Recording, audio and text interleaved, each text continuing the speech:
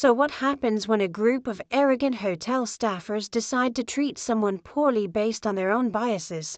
Unfortunately, in most cases, they get away with it. But in this case, they had no idea who they were messing with. Let's just say karma has a funny way of turning things around. It all started on a sunny Thursday afternoon. The lobby of the Grand Monarch Hotel was bustling with activity as guests checked in. Staff bustled about, and the front desk phone rang incessantly. Among the crowd was a poised black woman named Vanessa Brooks. Dressed casually in a flowy blouse and tailored slacks, Vanessa exuded quiet confidence. She carried nothing that would immediately indicate her status. No flashy jewelry or entourage, just a small overnight bag slung over her shoulder. Vanessa had purchased the Grand Monarch Hotel 6 months ago. It was her dream to own a piece of history and transform the struggling establishment into a beacon of hospitality and excellence. But instead of a grand unveiling or a press conference, Vanessa decided to take a quieter approach. She wanted to observe how the staff operated under normal circumstances before implementing changes. That day, she intended to check in anonymously and get a feel for how things were running. Approaching the front desk, Vanessa was met with a frosty stare from Lauren, the receptionist. Lauren, a young woman with perfectly manicured nails and a name tag tilted just slightly off-center, glanced Vanessa up and down. Her tone was curt. "Can I help you?" she asked, her words laced with disinterest. Vanessa smiled warmly. "Yes, I have a reservation for this evening. Name? Brooks. Vanessa Brooks." Lauren frowned as she tapped away on the computer keyboard.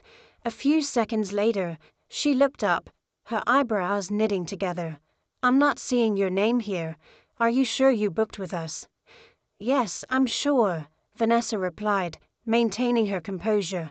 "I received a confirmation email just this morning." She pulled out her phone to show Lauren the email, but the receptionist barely glanced at it. "Well, the system says there's no reservation under that name," Lauren said flatly, crossing her arms. "Are you sure you didn't book at the Monarch Inn? That's a motel a few blocks down." A hush fell over the nearby guests, some of whom glanced over uncomfortably. Vanessa's expression didn't falter. "I'm positive I booked here," she said firmly. "Perhaps you could check again." Lauren sighed dramatically, clearly annoyed. "Look, ma'am, I've already checked.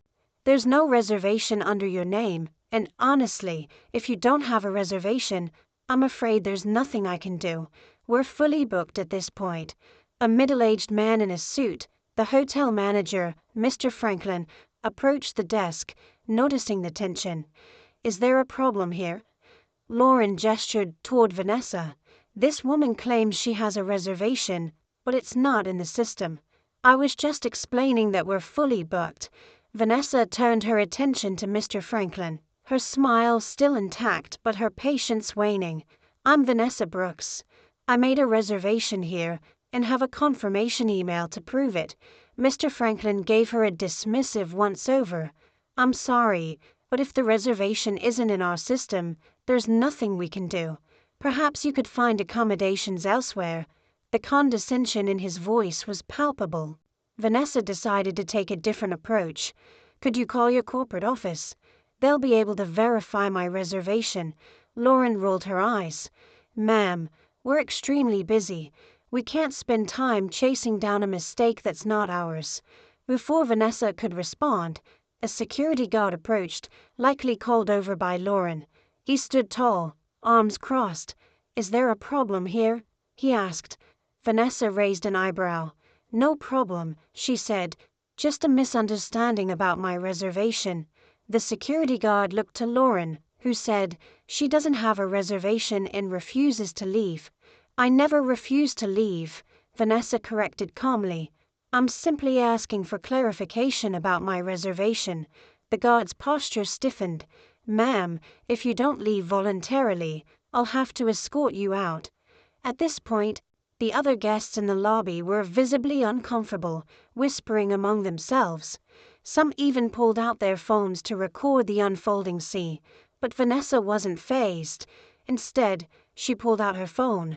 opened her contacts, and made a call. "Hello, this is Vanessa Brooks," she said into the phone.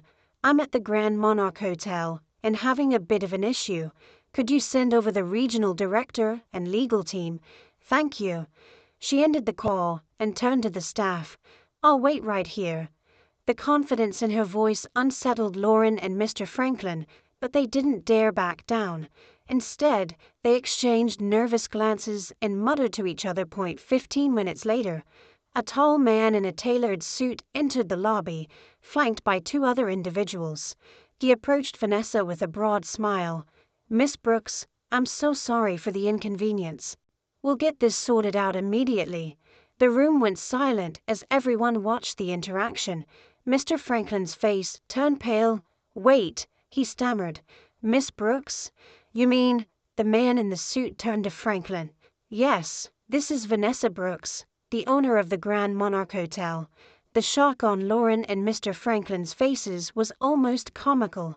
Lauren's mouth opened and closed like a fish out of water. I didn't know," she whispered. Vanessa's smile finally faded, replaced by a look of quiet determination. "That much is clear," she said, "and it's exactly why I chose to come in anonymously, to see how guests are treated when you think no one is watching." She turned to the man in the suit. "Please have the staff's training records pulled. I want a full review of their conduct and adherence to company policies." Turning back to Lauren and Mr. Franklin, Vanessa's tone was firm. "Your behavior today was unacceptable, not just to me, but to any guest who walks through those doors. This is not the kind of establishment I want to run." Mr. Franklin stammered an apology, but Vanessa held up her hand. "Save it.